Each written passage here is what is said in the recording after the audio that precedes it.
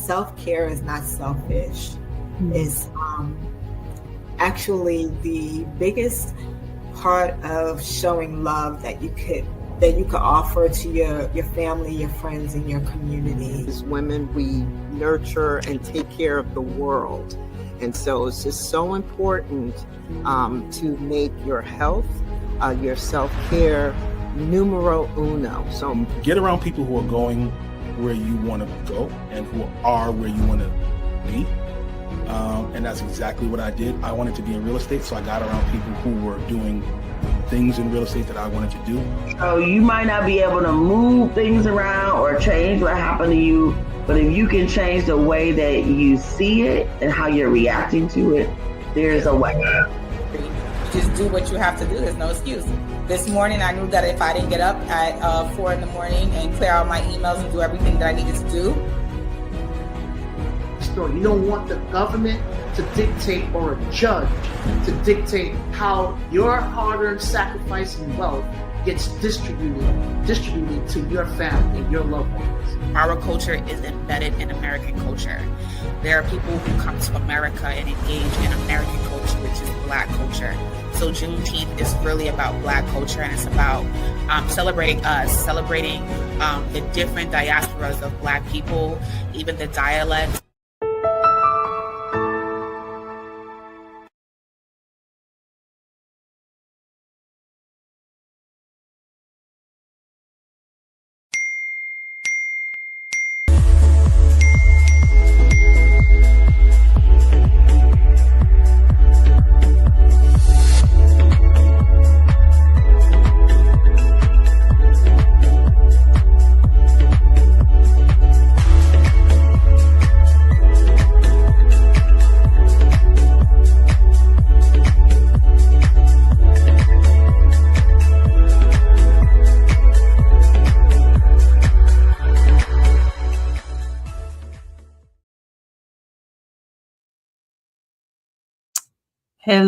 Hello, everyone.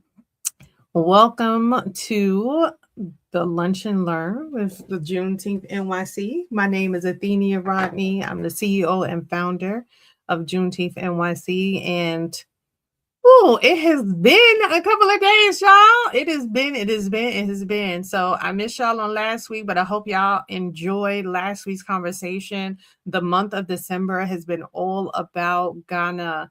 And next year, literally almost 365 days, we will be going to Ghana. And we hope that you will be joining us on this trip to Ghana next year, 2026.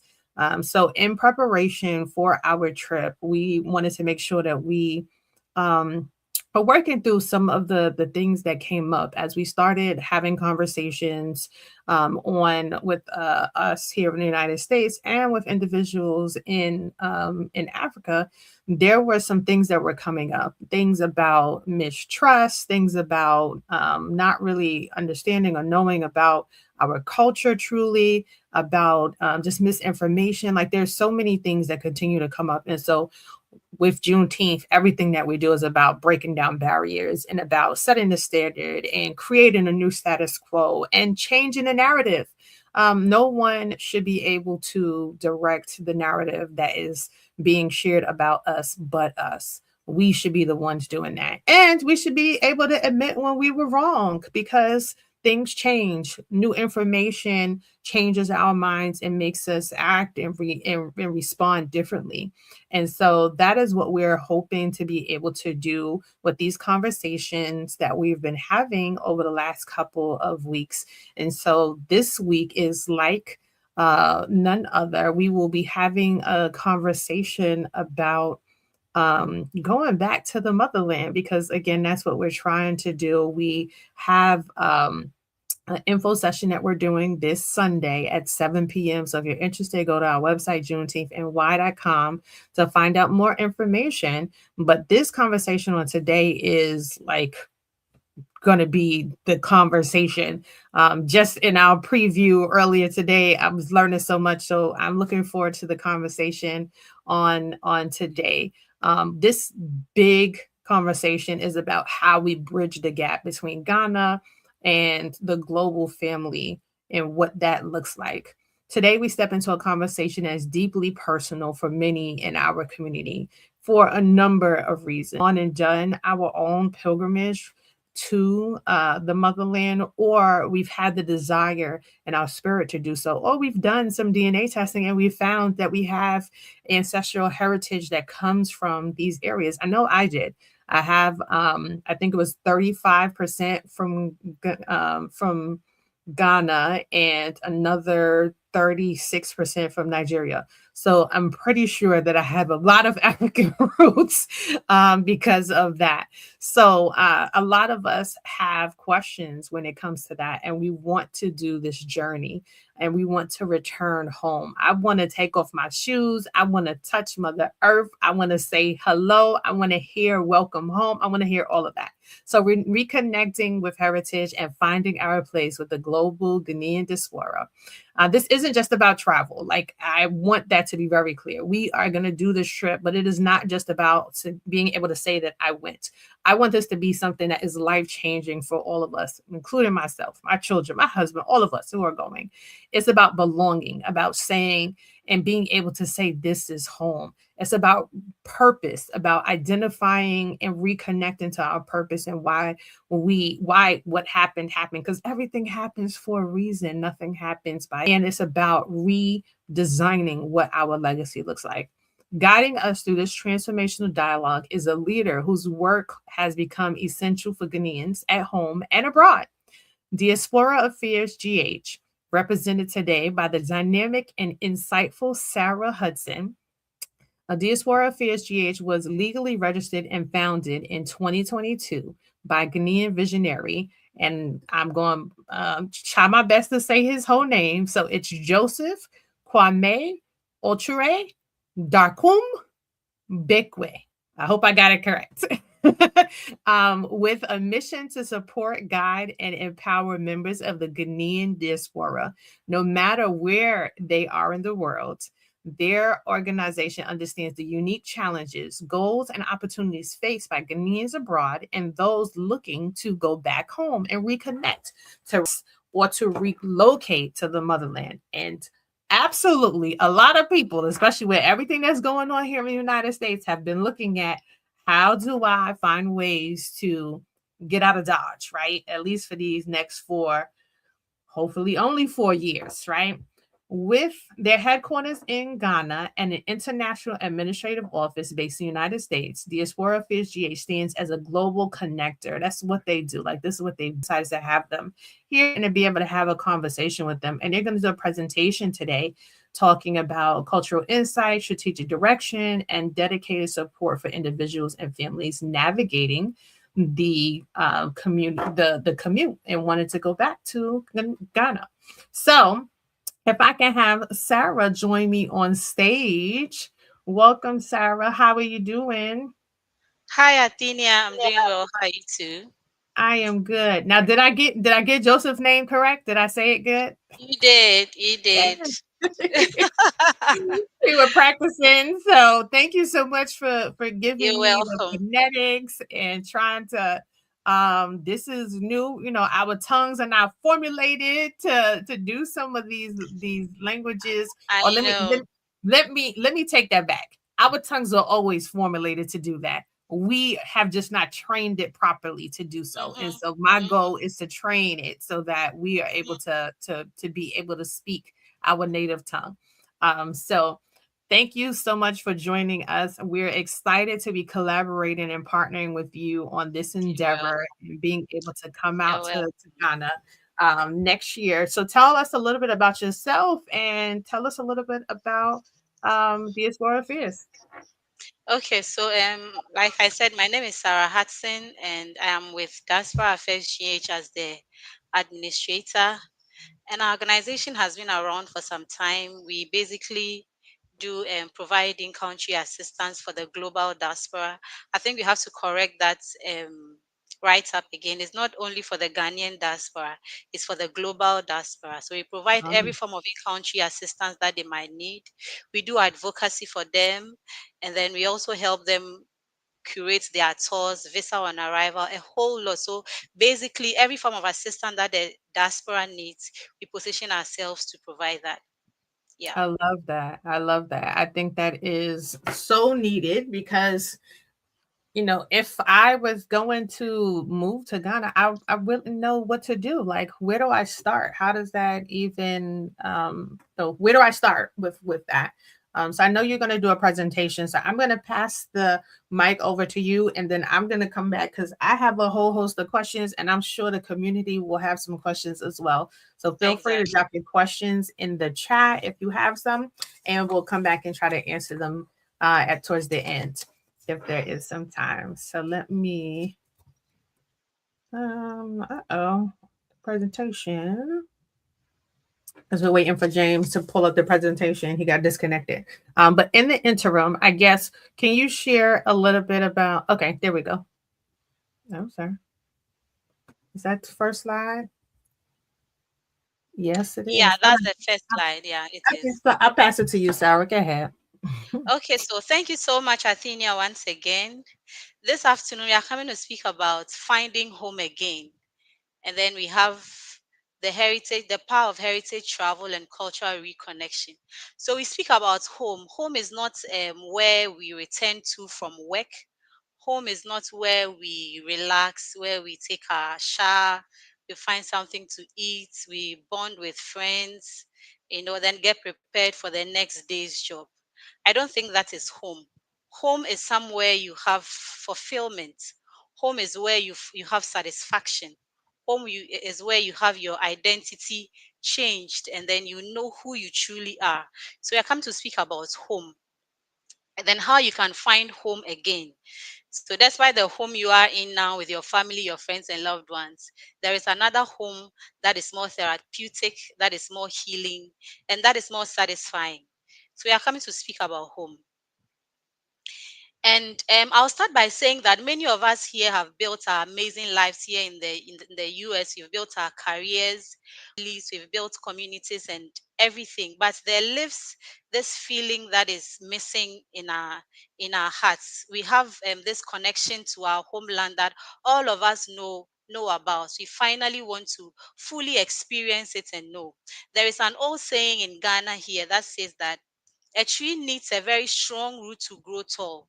We are the branches of that tree, but our roots are back in Ghana, and we can testify to that. Sometimes you feel that you want to experience all these people are saying about the castle, the experience they've had about the slave dungeons, the experience they have about the last bath and everything. So you have that pull from time to time to go back to your root to see where your ancestors were, stand on the grounds they stood on, breathe the air they breathe, be in that in those closed walls that they experienced when they had that slave experience. So that's about it. If you are here and you are having that feeling, you are having that longing, you are not lost. And it is not any form of weakness.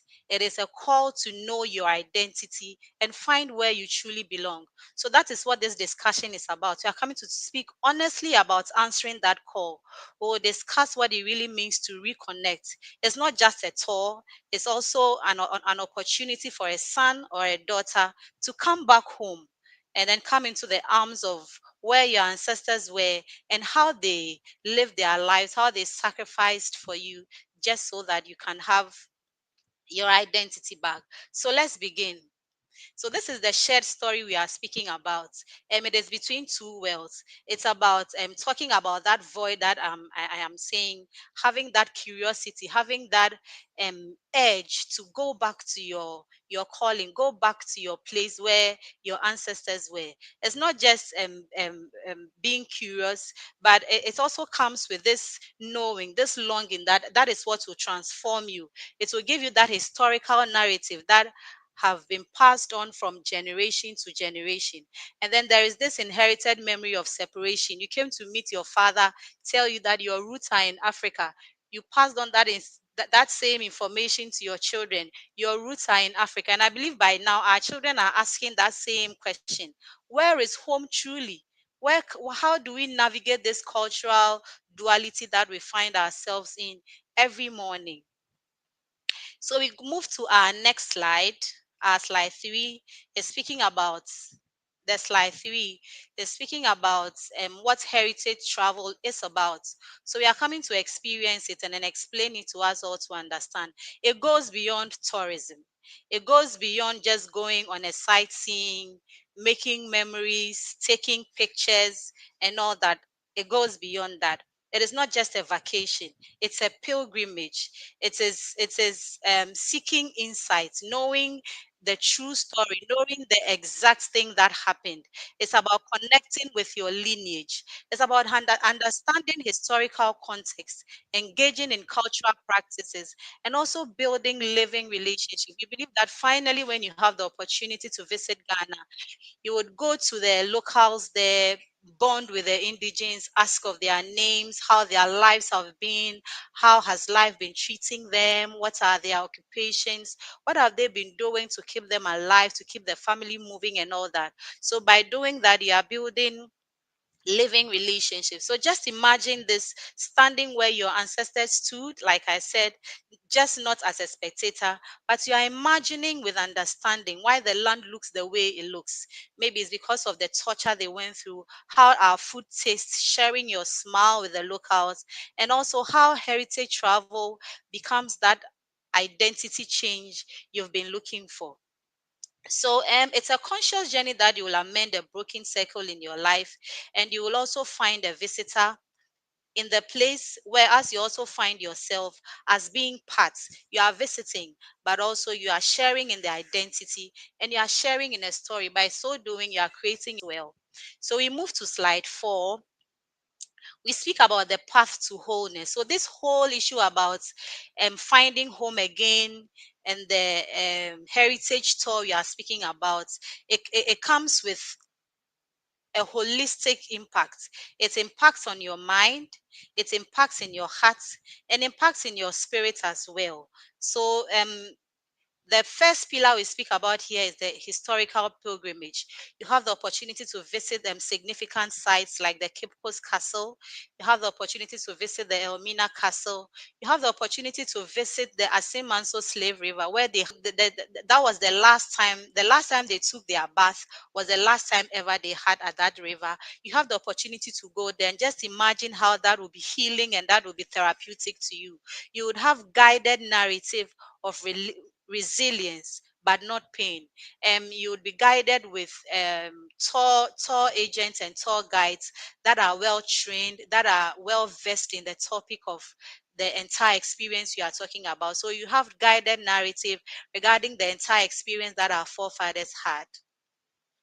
And then you would have context that transforms trauma into tributes. I believe that you will try to be emotional when you finally have the opportunity to visit, because you try to be empathetic about the whole situation. You put yourself in their shoes to know how they felt, and that might spark up some form of trauma in you. But by the time you are done, that will turn into a tribute to give a beautiful narrative of the entire experience that our fathers went through.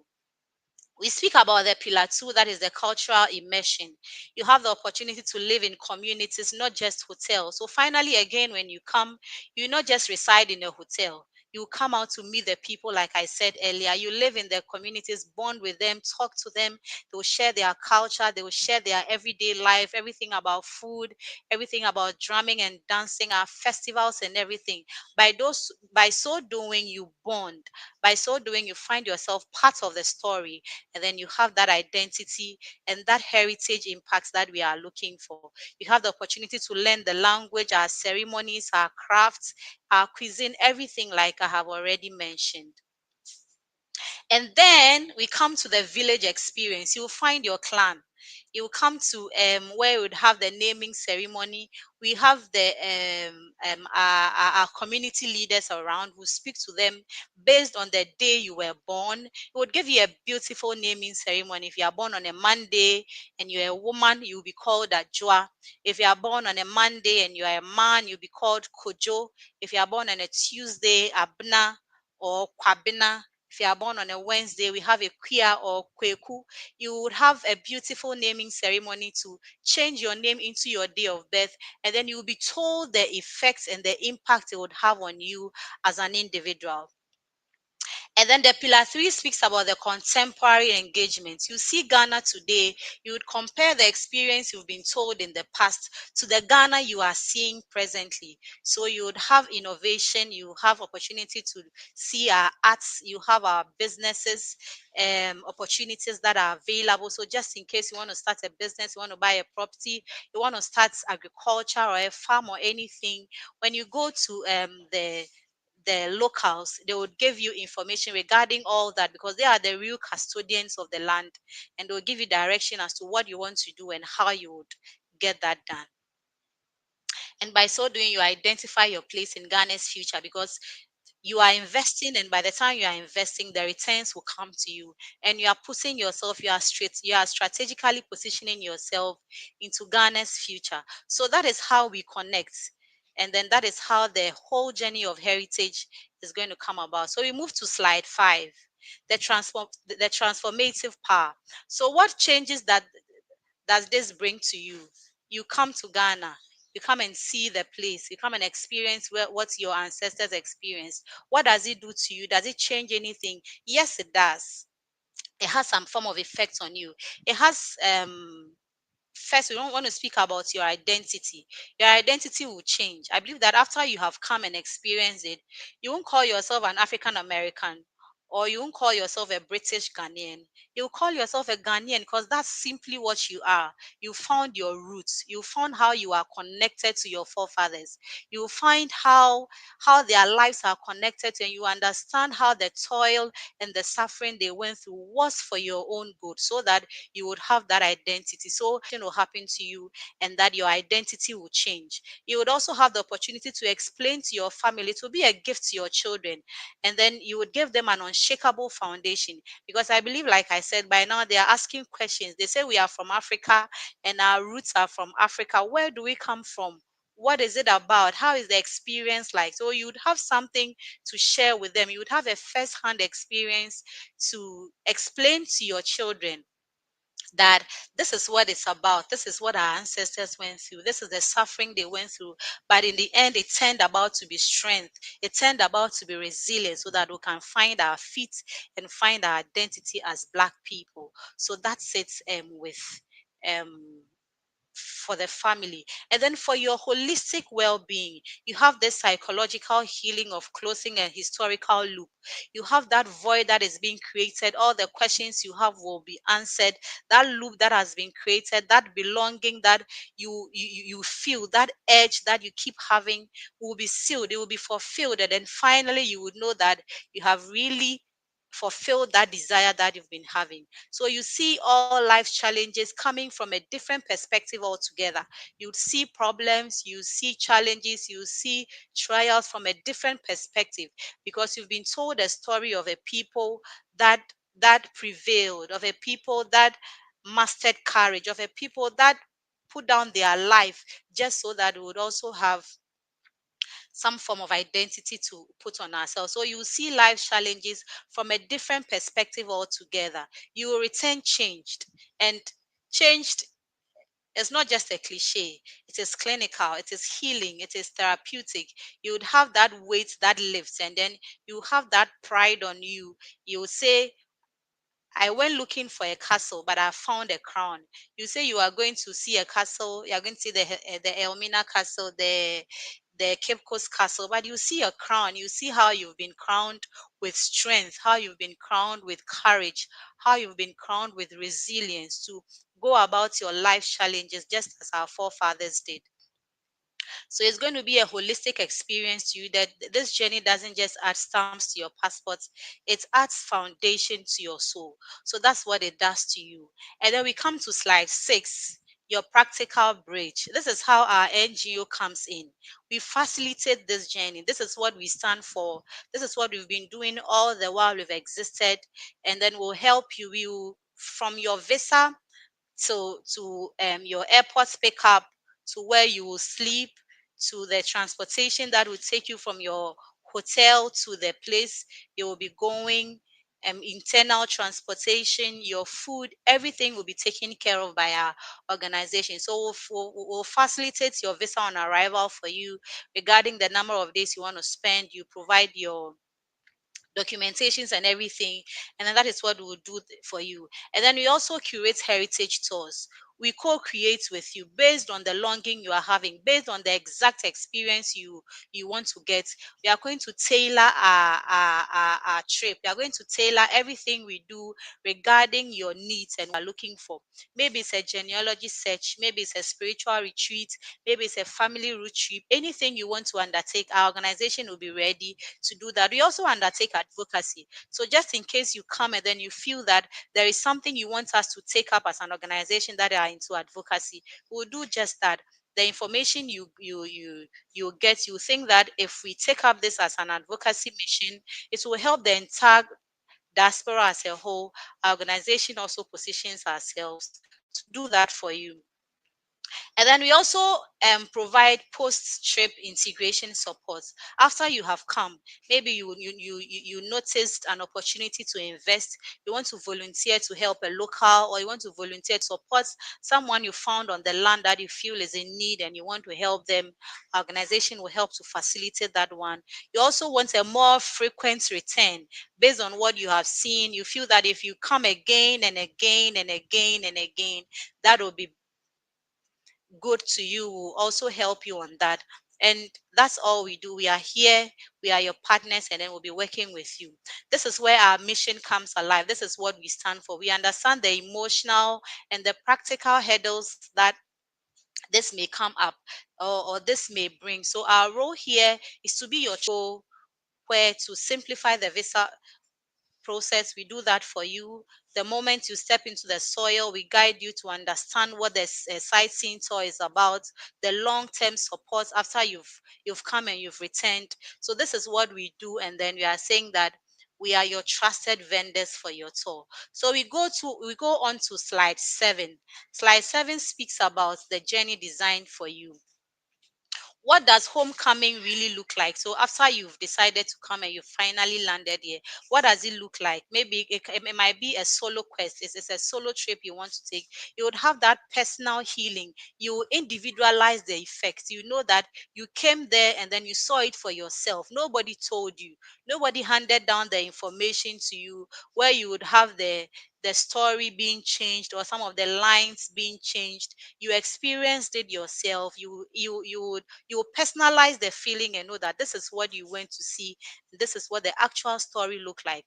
If it is a family legacy trip you want to anchor your children's identity, we help plan age appropriate and impactful activities as well. So if you are coming with your families, the family is not left out. That one too will be well catered for. And then we also have the reconnaissance trip. Maybe you are gathering information for a business, or for a property, or for something you want, or for an investment. You want to do a feasibility studies. We have a trip also that will cater for that one. So all those exploring businesses, retirement, or regular connections, Diaspora Affairs GH is here to get that done. And then there's also the skill-based journey, connecting your professional expertise with community needs. Like I said in our earlier slides, maybe you have been in the community and then you see that there is a particular need. You join your expertise, you join your professional insights you have gathered, and then you help someone in the community or a local to take them out from a position that is not desirable to a place that will make them happy. After all, we are all one family. We are all Black people, and then we are supposed to live and then help support each other. So that's it for slide 7. Then we move on to slide 8. Slide 8 comes with real stories, real transformation. This is what some of the people that came along testified finally when they came to Ghana.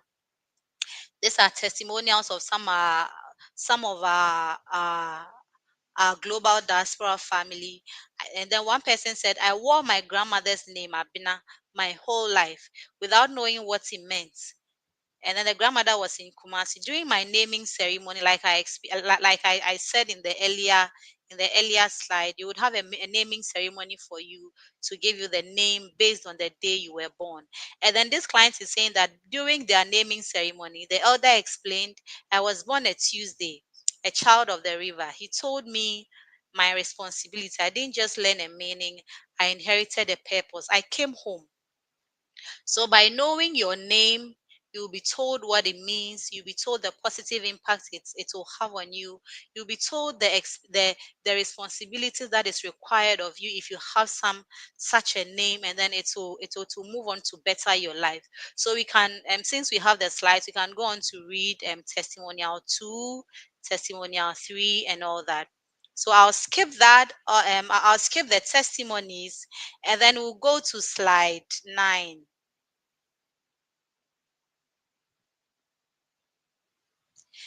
Let's talk about some common fears that might come up. You are coming to a place you've not been before. You've heard so much about it. You've had a lot of experiences regarding it, but you don't really know what it is and then how the thing really is. So you are likely to experience some form of fears. So the common fear you will experience it will be too emotionally overwhelming. And this is our approach as experts in the business. We are giving you expert guys trained in trauma informed narrative. Pace and processing are prioritized. So the tour guides will be having are well trained. They know how to pass on trauma informed narratives. They know how to say it in a manner that it will help you to manage whatever pain, whatever anxiety, whatever discomfort you be feeling at the time, because you empathize, like I said in the beginning. So you might be going through that trauma during the time you visit the sites, but our expert guide will put the information out in such a way that you would deal with all those emotional situations you'll be facing. And then another fear you might entertain will be that I won't be accepted or will feel like an outsider. And this is our approach. We pre-arrange genuine community integration. You are introduced as family returning, not foreigners visiting. So all the while you'll be there, your tour guide will be with you, and then they would be with the community member, just in case you want to visit a community. They would go there and then tell them that these are people that have found belonging. Sorry, these are people that have found their identity. They have found themselves part of us, and we are all one family. So the people are not going to treat you as outsiders, or they are not going to treat you as people that are coming from a different world. Based on the information the guide will give them, they will treat you as one of them. They will see you as part of them. You'll sit together, we'll eat, we'll chat, we'll tell stories, we'll say all what our lives have been about, and then you find yourself being one with us. And then another fear we might entertain it will be logistically too difficult. And this is our approach.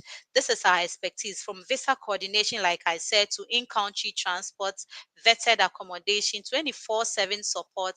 Diaspora Affairs GH will do that for you. So these fears are valid and they are common. We are not dispelling them, but we are saying that whatever the fears may be, we've positioned ourselves, we have trained people and experts to dispel that. You are not alone. You will not be unprepared.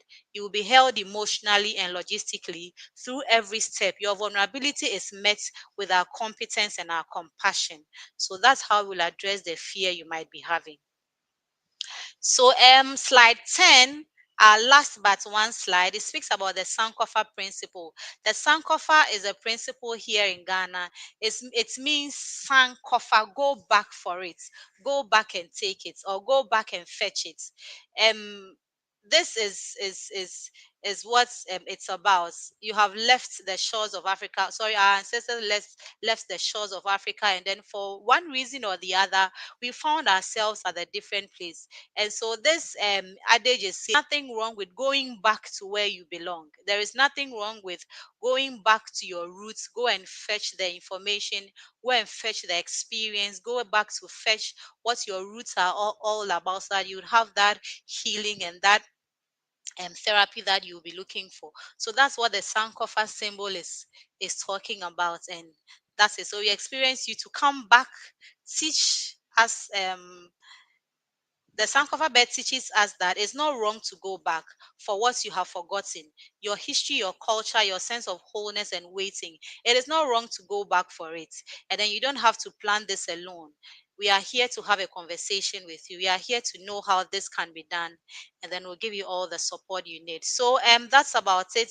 Thank you so much. We end by saying that Ghana is calling, your ancestors are calling, they are ready for you, the places are prepared for you. Yeah, the picture we are seeing here is the Asin Manso Slave River. the land of yeah, this is the Asin Manso Slave River, the last bath. So this is where they took our ancestors took their last bath, and then they came where the slave masters took them. So thank you very much for this presentation, and I hope you have learned a lot from it. Thank you once again. Thank you, Sarah, for the presentation. Definitely a lot that I took away. I have a series of questions, and feel free, those who are watching, to be able to share your questions as well. But you talked about this being like going back to Ghana has been like a pilgrimage. Um, and whenever I think of pilgrimage, I think of the Jews, and like the Jews, they have this pilgrimage where they're like, we have to go back. We have to, like, that's one of their like must do's in life. Right. And it's like, for me, I feel like that's something in the African American community that is starting to become a must do. Like, I have to go back. And so I wanted to know, just even about the organization. Can you share what was happening, or what were you all seeing or you're in, that the organization was needed? Why did you, what was the purpose of why you got started? So we started this because, like I say, I keep saying, we believe that a lot of the global diaspora are not having enough support, Mm-hmm. because clearly everything they want to achieve or everything they want to know is coming from a place where they have not been before, where they have not been before. Yeah. And then they don't know what it entails. They don't know what to expect. They don't know how to navigate their life when they come here in Ghana. So we position ourselves just to offer support. And like we said in our maiden meeting with you, we are a non-governmental organization. We don't really charge for most of the things we do, but for the Mm-hmm. service and fees that in running, our activities are done, and then we are done just to support the global diaspora. So Yeah. we provide support just in case they come into the country, they are having difficulties and navigating their way, where to find this, who do I go to for this, who helps me in this, how am I sure that I will not be exploited. We Mm-hmm. position ourselves just to provide in-country assistance to the diaspora. So that's all it is, and that's what we are doing. Got it. So I do have a couple more questions. So you talked about the last bath, and what came up for me was also about documentation. And I know that these were a couple of 100 years ago, but what kind of documentation, or do you have documentation available there that people can kind of look up to see what the names of individuals who were sent over? Is there a space where things like that are held, or where research like that can happen? Yeah, I think there is. I think there is. When we go to our universities, like the University of Ghana, then we go to Mhm. the historical departments. I think there are documentations to that effect, because there were times that the information that are being passed on are being altered. We are not getting the true picture of what the initial stories were. So there are Yeah. documentations in our university libraries and the public library. So we'll just have to contact the librarians, and then we'll see if it will be made available for us. Yeah.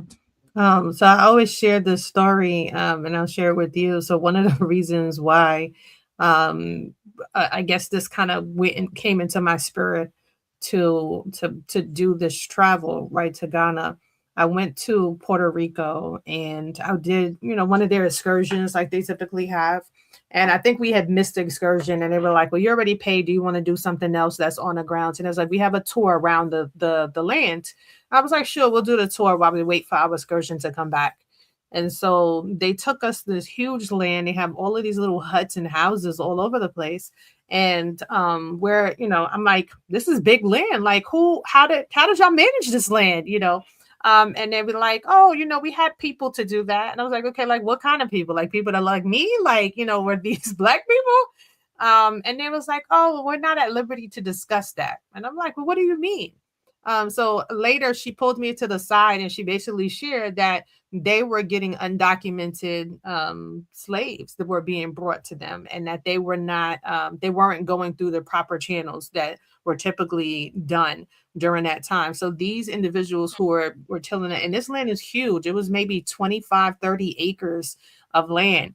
And they were like, yeah, there were at least 15,000 enslaved Africans who were tilling this land. And I'm like, there are 15,000 plus people who were here in Puerto Rico that have gone nameless, and whose stories would not be told.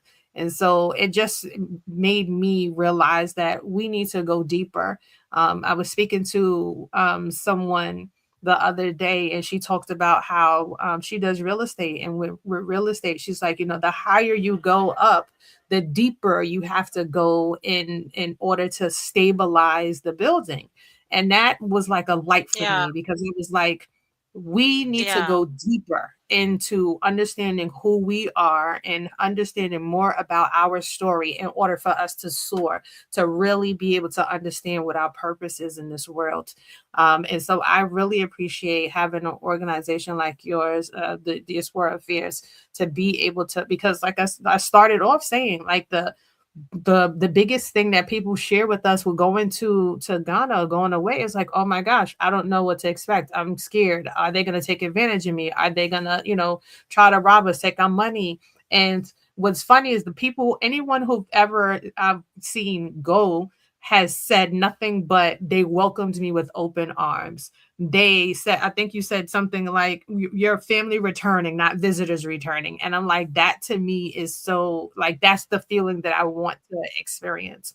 Um, so I did have another question, because I know the holidays are coming up, and we're actually going to be coming right after Christmas, but we'll be there for the New Year's. Can you share like what happens during December in Ghana?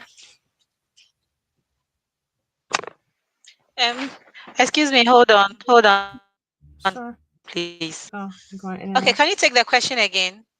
Yeah, I was saying, so we'll be coming next Sorry. year. Please take the question again. I had a Can distraction. you can you hear me? Can you hear me, Yeah, I Sarah? can. Okay, got it. So I Yeah, I was can hear you. I asking, can hear you.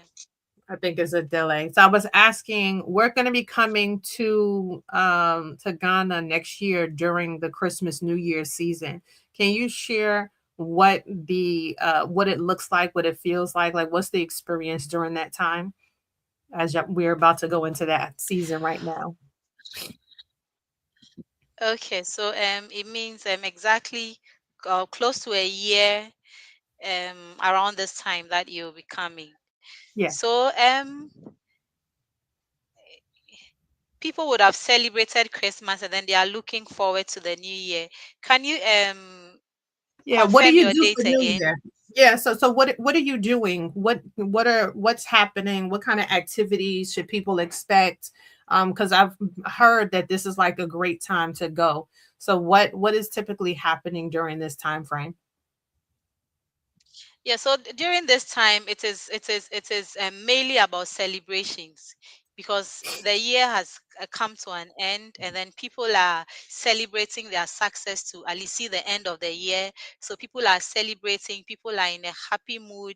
Everywhere is you find a lot of social activities taking place, and you find a lot of businesses moving on because everybody is coming from their homes to town to have a good time, to chill, to have a fun time. So it's basically a fun moment for Ghana around this time.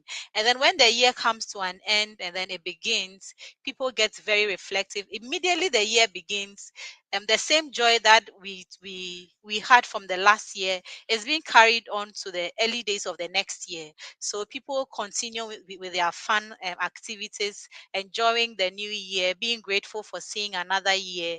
And then when the year getting into maybe the mid part of it, people get very reflective, people get very relaxed because they seem to be planning to know how their year is going to be, what they'll be doing, what Mhm. they'll be achieving, setting their goals. So generally, getting to like from the the 5th till about to the 10th or to the 15th is generally a laid back time for most Ghanaians. But from the ending of December, maybe like the from the 25th to 30th to Hmm. first, second, third, fourth, they are in the jubilating season. Everybody is having Oh, I fun, see. and it's a beautiful time to visit Ghana because you're coming to meet the fun part of whatever we stand for. So that's what I to love that. expect. Well, thank you for sharing that. And yeah, I mean, that's typically what's happening here too. But I mean, I imagine it just being in that space. I know when I went to Spelman College and Morehouse for homecoming, it was like just seeing all of my people of color all in one space and everyone just coming together and like hugging and just being in that happy space. I imagine that it will look and feel a lot like that as well. You were there was a question that I had and it just totally escaped me. Oh, so you sh- we're talking about visas. What are the biggest challenges that individuals might have with being able to get a visa? And what's the longest people can stay in Ghana with a visa or without a visa, should I say? Okay, so we facilitate visa on arrival services. So the highest expectation now is for you to send in your documents as early as possible so that Mhm. the process can begin, especially if the number is huge. Send in all the documents that are required, which we can share with you when you ask for. And then the longest time you can stay with a visa on arrival is 30. Hmm. Yeah, So 30 days is the longest you can stay without a visa in the country. yeah. So once With you a visa on acquire, arrival. With a okay, visa on arrival. okay, with a visa on arrival, the longest you can stay is 30 days. So I've Yeah. heard of people staying Yeah, let me longer confirm time. that. So 30 what do days. people Yeah. need to do in order to stay longer than 30 days? Say that again. I said I've heard of people staying for like 6 months or more. What do people need to do in order to stay in Ghana longer? So after 30 days, you have to go back to the immigration or you go back to your host and then you get it renewed if it lapses. Mm-hmm.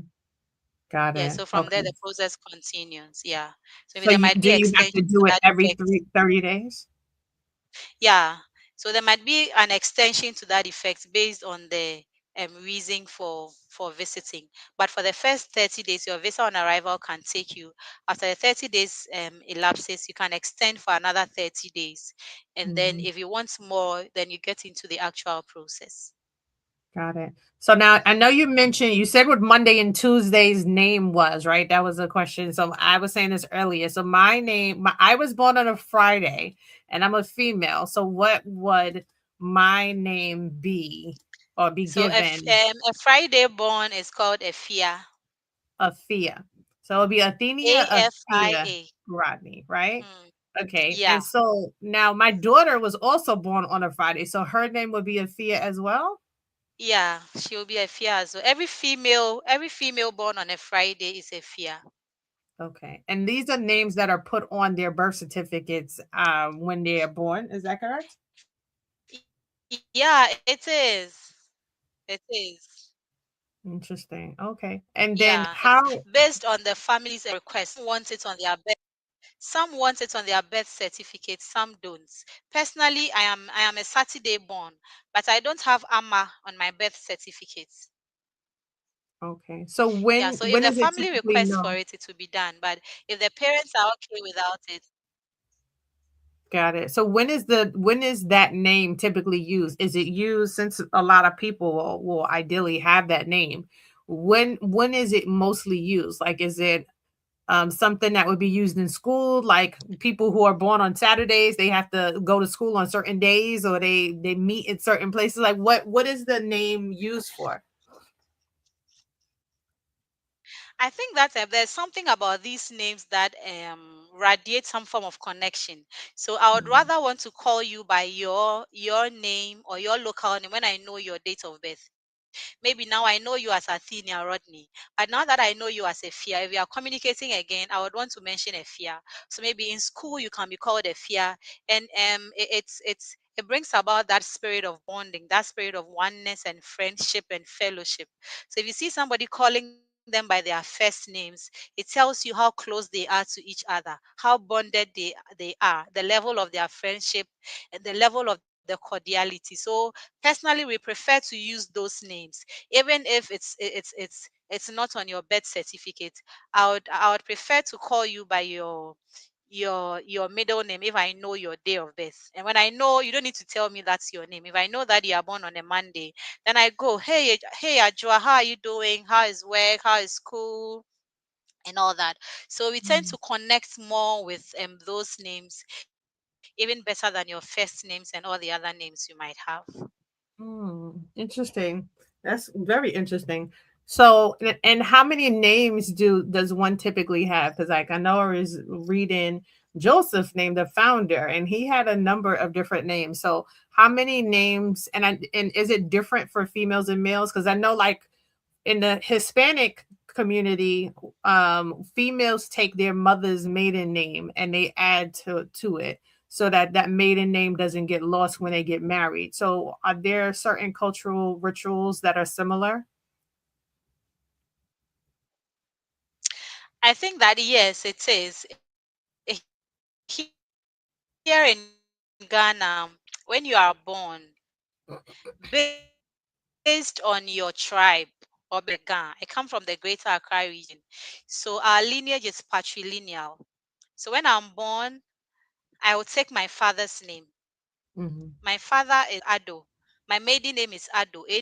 But I'm married and my Mm-hmm. husband's name is Hudson. So that's why I'm using my husband's name now. But when I'm Mm-hmm. born, I'll take my father's name, my first name plus my father's name. But some Mm-hmm. people like giving names after their relatives, after their loved ones, or after people that have lived admirable lives or they've achieved something. So I am Sarah. Now I'm Sarah Hudson. My mother can choose to give me my grandmother's name based on the life she led, based on how supportive she was, based on something good she did or something desirable she did that she thinks that it might impact on me when she gives me that name. So Mm-hmm. added to the name I have, my first name, my middle name, my father's name, I would have an additional name of someone who have lived a good life or has done something worth emulating. So that's how Mm-hmm. come you see people having a lot of names. But you would have your first name, you would have your middle name. Basically, you have people having their first name, their middle names, their surnames, and then maybe you have additional names of others that have lived a good life that it is worth emulating. So that's how come you see all those plenty names. Some names. I like that. And it's funny, well, should I say, how apropos that is something that happens here in the United States as well. A lot of people, when they're born, they'll give them the name of a an admirable family member or someone that they want their child to kind of live up towards. So to know that that is something that really came from our roots. It came from, it was an ancestral tradition that has been mentally ingrained in us, and people don't even know that, right? So I think a lot of those kind of things of being able to go back to Ghana and in Touchland and to just hear all of the stories will help us to identify with how much we do here in the United States Network. that is really from the motherland. Well, we are coming to time. So thank you, Sarah. This was an amazing conversation. It was so much that you shared about just the trip and being able You're to go to welcome. Ghana and why it's important. Not just as a visitor or as a tourist, but to really connect to the roots and understand a lot of the story behind the story, excuse me, the stories that we've heard here. Again, as like Juneteenth, we talk about being able to change the narrative, and this is going to be a game changer with changing the narrative and being able to come back to America and to help others to ground themselves as well. So I look forward to this trip. I look forward to our partnership. And I know we will, while we're there, we'll have you all a part of our panel discussion that we'll be having there. And we look forward to that as well. And just being able to support us with helping people to get their visas and all their paperwork as they come through. So we are very thankful and grateful for our partnership and look forward to what this looks like in the new year. You're welcome. So I'm sure we probably won't see each other before the new year. So I want to say happy holidays and a happy New Year's to you and your family and to all of the Diaspora Affairs group. So thank you again for your time. And team, everyone, I thank you for joining us. This was really great. Thank you for having us. You are very welcome. And so I'm going to put you backstage. I'll come and join you shortly while I close this out. So thank you so much, everyone. I hope you gained a lot from this conversation. I know I am always walking away feeling like renewed, like there's new information that I didn't know that is going to help me to be a better person. And I hope that this information definitely did. And I know that this trip, I am so looking forward to it. 2025 has been such a challenging year, but God, that is what I've been saying. Last night, my husband and I were talking and we were like, so many things have come our way, so many issues, deaths, water main breaks, fires, like so many things have been happening in our spaces. But God, like it could have been a lot worse, but God, he made a way for us to come out on the other side. So I'm looking forward to 2026 and all of the things that 2026 has for us, for our families, for our health, for our relationship with God and being able to grow it closer and to be closer with him. And just to be able to understand a little bit more about myself, about my culture, and to be able to pour that into my children so that they can grow up with a better understanding of who they are so that they can go deeper in their roots and be better. So thank you all again for joining. On this Sunday at 7 p.m. we'll have an info session about our Ghana trip. We'll be talking about a lot of the things that Sarah mentioned, all of the places that we're looking to attend, where we'll be staying, like all of those things. The volunteer work that we'll be doing, we're going to be doing an event where we're going to be bringing business owners together so that we can be in community with one another, having conversations about purchasing land, investing in land out there. So it is going to be a great conversation. We hope you'll join us. My name again, Athenia Rodney, CEO and founder of Juneteenth NYC. It was a pleasure, and we look forward to seeing you in next week. Have a blessed one, and happy holidays, everyone. From the roots of tradition to the rise of reconnection, where history meets the heart of Africa. Celebrate freedom, culture, and homecoming. This isn't just a trip, it's a return. The motherland is calling. Will you answer?